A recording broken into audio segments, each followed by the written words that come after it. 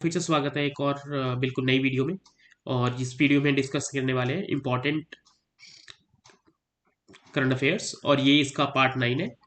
Part 1 2 हम already discuss कर चुके हैं, जो आप हमारी प्लेलिस्ट से जाके देख सकते हैं। तो चलिए शुरू करते हैं।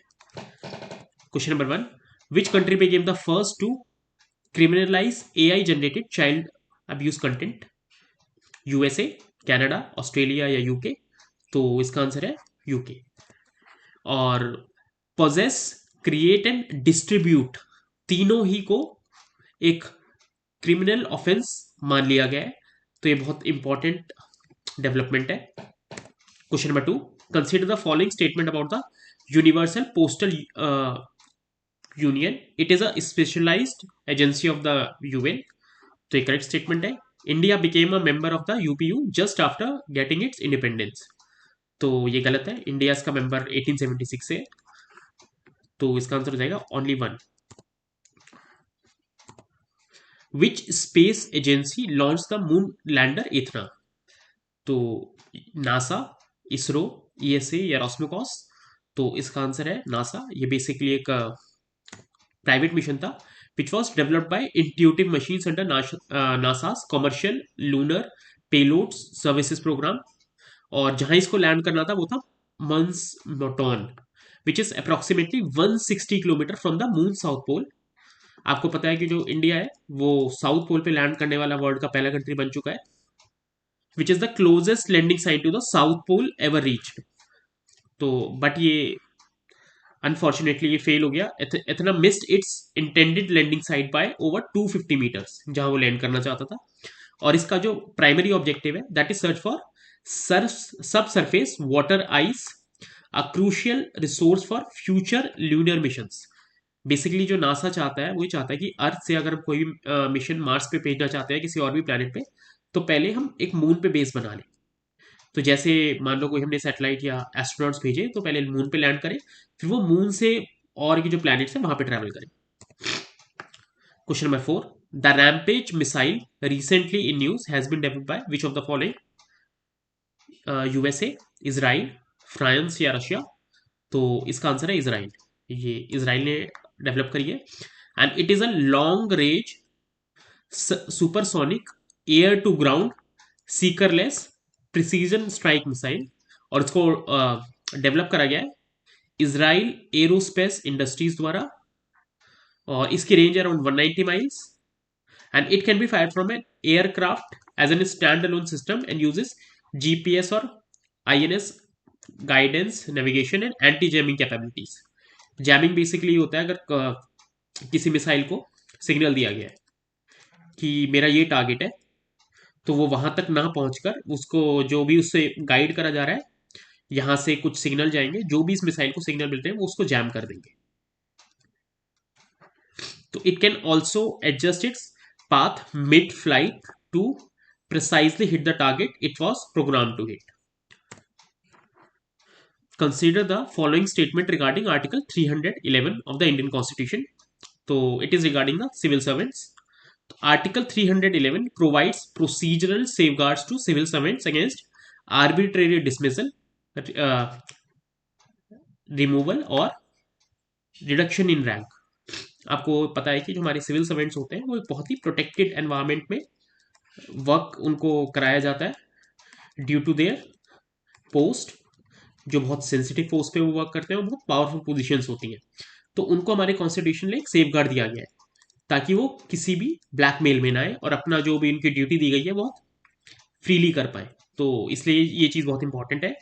और दूसरा पॉइंट है इसमें, no civil servant can be dismissed और removed by an authority subordinate to the one who appointed them, which of the above statement are correct? तो ये दोनों ही स्टेटमेंट बिल्कुल करेक्ट है। अगर मान लो स्टेट के कंट्रोल में भी होते हैं, लेकिन जो अल्टीमेट कंट्रोल होता है सिविल सर्वेंट्स का that lies with the centre. तो सेंटर उन्हें जो भी चाहे ट्रांसफर करे, प्रमोट करे, जो फाइनल अथॉरिटी है वो उन्हीं की है। स्टेट उन्हें थोड़े टाइम के लिए डिसमिस जरूर कर सकता है, बट उनका जो अल्टीमेट कंट्रोल है that lies with the centre. तो article 311 clause 1 clearly provides that no civil servant shall be dismissed और removed by an authority subordinate to the one who appointed them. This prevents arbitrary action by lower level authorities. Question number 6. Which country is said to acquire the dollar 200 million Akash missile system from India? Philippines, Vietnam, Indonesia या Malaysia? तो ये काफी news में भी रहा था, इसको acquire करने वाले फिलीपींस। ये बेसिकली एक एयर डिफेंस सिस्टम है जिसका जलवा अभी हमने ऑपरेशन सिंदूर के टाइम पे देखा था। और it is an short range surface to air missile and it is design to protect vulnerable areas. और इसको डेवलप करा था डीआरडीओ ने, और इसको बनाता है अभी Hyderabad based Bharat dynamics limited. It is currently in service with the Indian air force and Indian army. अभी इंडियन नेवी ने इसको एक्वायर नहीं करा है, आपको ध्यान रखना है। और it has a range of up to 4.5 kilometre से लेके 25 किलोमीटर तक ये एंगेज कर सकता है टारगेट को, and can engage aerial threat flying between 100 metre and 20 kilometre in altitude with a kill probability of 99%। और एक बहुत इंपॉर्टेंट सोफिस्टिकेटेड रडार है हमारा राजेंद्र रडार जो इस पे लगा हुआ है, and it is fully automatic featureless build in electronic counter measures and is mobile across different terrains. ये बहुत इंपॉर्टेंट हो जाता है इंडिया के मायने में, बिकॉज हमारा जो टेरेन है वो बहुत डिफरेंट टाइप का है। जैसे राजस्थान में बिल्कुल रेत है, हिमालयाज में या पहाड़ है, साउथ में कोस्टल एरियाज है, तो हमारे लिए ये चीज़ बहुत इंपॉर्टेंट है। Question number 7, consider regarding the Atal pension योजना कंसीडर द फॉलोइंग स्टेटमेंट। तो जो अटल पेंशन योजना है उसको 2015 में स्टार्ट करा गया था। It is a minimum guarantee pension scheme mainly targeted at unorganise sector workers. तो ये बिल्कुल करेक्ट है, ये उन्हीं के लिए इसका जो टारगेट था वही था, organised unorganise workers. Same amount of pension is guaranteed for the spouse for life after subscribers death. तो ये भी बिल्कुल करेक्ट है। अगर मान लो 60 साल तक इसमें आपको फंड डालते रहना है और 60 साल के बाद आपको एक पेंशन मिलती है between 1K to 5K depending upon your contribution जब तक आप जिंदा रहेंगे। तो अगर स्पाउस ने मान लो हस्बैंड की डेथ 60 से पहले हो गई तो वो स्पाउस ने पूरा दिया है कॉन्ट्रीब्यूशन, तो उसको उतनी ही पेंशन मिलेगी। The scheme is implemented operated by the LIC। तो ये स्टेटमेंट का लगता है, इसको पेंशन फंड ऑपरेट करता है।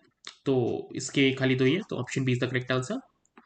तो it is administered by the Pension Fund Regulatory and Development Authority and implemented through banks and post office. और इसको स्टार्ट करा गया था 2015 में। और it is a voluntary and contributory. और इसमें जो पेंशन की एज है that is between 1000 to 5000 after age of 60। और इसमें जो टारगेटेड ऑडियंस है हमारी दैट इज 18 to 40 ईयर्स, मतलब इसके बीच में है, तो आप इस पेंशन स्कीम का भाग बन सकते हैं।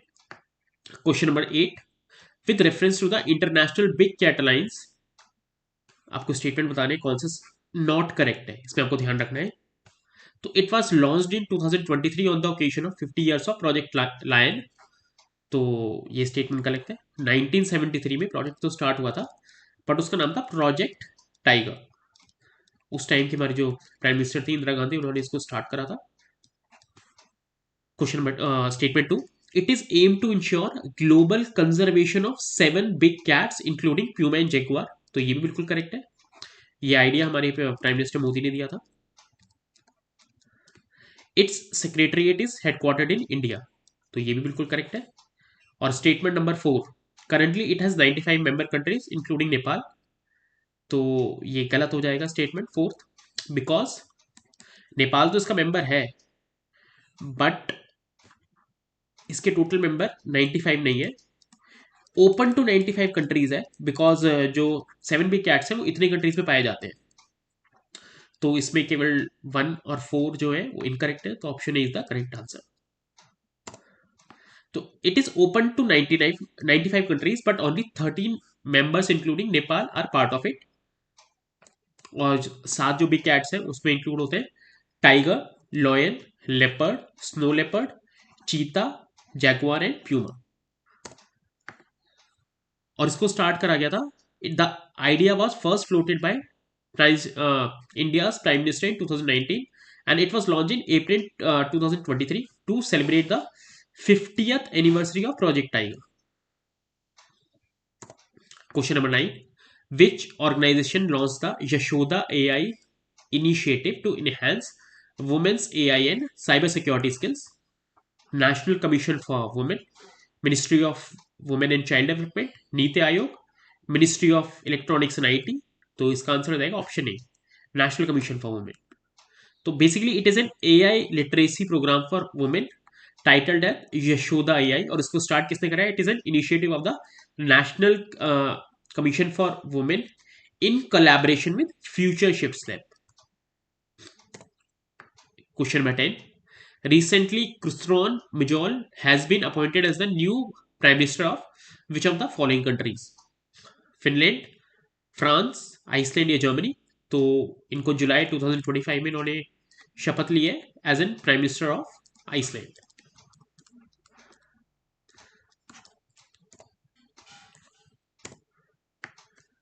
Question number 11. Recently, who among the following has been appointed as the first ever mental health ambassador of the Union Ministry of Health and Family Affairs? Priyanka Chopra, Anushka Sharma, Alia Bhatt या दीपिका पादुकोण? तो इसका जो करेक्ट आंसर है वो है दीपिका पादुकोण। दीपिका पादुकोण ने कुछ साल पहले ये अपनी एक जर्नी में बताया था कि उनको कुछ साल पहले काफ़ी सीवियर डिप्रेशन का शिकार रही थी और उन्होंने उस बैटल को जीता और आज वो एक खुशहाल जिंदगी बिता रही है। तो Deepika Padukone appointed as the India's first mental health ambassador. Question number 2. Who became the first known human to be successfully treated using custom gene editing treatment, जिसको हम CRISPR Cas9 के थ्रू हम जो टेक्नोलॉजी थी जिसको 2023 या 24 में नोबेल प्राइज भी दिया गया था इसकी खोज के लिए। तो इसका नाम है काइली केजी मुल्डोन जूनियर। तो केजी मुल्डोन आप ऐसे याद रख सकते हैं और ये बहुत इंपॉर्टेंट डेवलपमेंट है। KG suffers from CPSI deficiency, a rare genetic disorder causing toxic ammonia built up in the blood. इसमें बेसिकली आपको पता है हमारी जो किडनीज होती हैं वो अमोनिया को फिल्टर आउट करती रहती हैं, बट इसमें ऐसा नहीं होता, इनको काफ़ी इश्यूज आते हैं। तो अगर अमोनिया का लेवल ब्लड में बढ़ जाए तो उससे अल्टीमेटली तो डेथ ही हो जाती है। और it is a deficiency that prevents the breakdown of nitrogen in the body, leads to hyperammonia, a potential fatal condition. Question number 13. Where is India's first quantum computing village been established? Amravati, Hyderabad, Bengaluru या पुणे? तो इसका answer है अमरावती। तो India is taking a significant leap in the realm of next generation technologies by initiating its first quantum computing village in Amaravati Andhra Pradesh. और इसमें कौन कौन से जो कंपनीज है पार्ट ले रही है? That is IBM, TCS and Larsen and टर्बो। Question number 14. Which high speed microprocessor have been developed by ISRO? Vikram 3201 and Kalpana 3201, BrahMos, Vikram, Aryabhata, Rohini? तो इसका आंसर ऑप्शन ए। ये बहुत ही इंपॉर्टेंट डेवलपमेंट है इंडिया के पर्सपेक्टिव में और ये 32 बिट है। अभी हम थोड़ा पीछे हैं लेकिन स्लोली कैच कर रहे हैं। तो it is a 32 bit micro processor. Question number 15. The free movement regime recently seen in news is a bilateral agreement between India Nepal, India Bhutan, India Myanmar या India Bangladesh?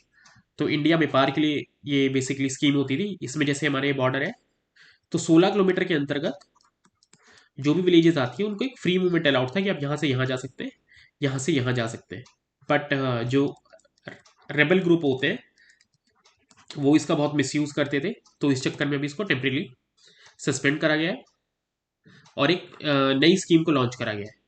In February 2024, the Union Home Minister announced his withdrawal citing security and demographic concerns. In December 2024, the Union government introduced a new system for cross-border movement in place of FMR, जिसमें 16 kilometre तक आपको पहले allow कर दिया जाता था without passport और visa. India's first AI university will be set up in which state? Maharashtra, Karnataka, Gujarat, Tamil Nadu. तो इसका आंसर ऑप्शन है महाराष्ट्र. तो महाराष्ट्र में पहली AI यूनिवर्सिटी बनाई जा रही है. Question number 18. With reference to Fiji, consider the following statement. Its share land borders with Papua New Guinea और टोंगा. तो ये एक आइलैंड कंट्री है, तो किसी से लैंड बॉर्डर तो उसको मिलेगा ही नहीं. एंड सुवा is the capital of Fiji. तो ये बिल्कुल करेक्ट है. इसमें प्राइम मिनिस्टर मोदी गए थे कुछ टाइम पहले. तो ये आप देख सकते हैं छोटू सा कंट्री फिजी. और इसमें जो मेजॉरिटी पॉपुलेशन है वो इंडियंस है, जिनको इंग्लिश पीरियड के टाइम पे माइग्रेट करके लाया गया था एज एन एग्रीकल्चर लेबरर्स. और हिंदी यहाँ पे एक बहुत पॉपुलर भाषा है. जो लोग यहाँ घूमने जाते हैं उनको पता ही नहीं चलता कि वो इंडिया में या बाहर है. Question number 19. Regarding the x guard fibre optic tower decoy system, consider the following statement.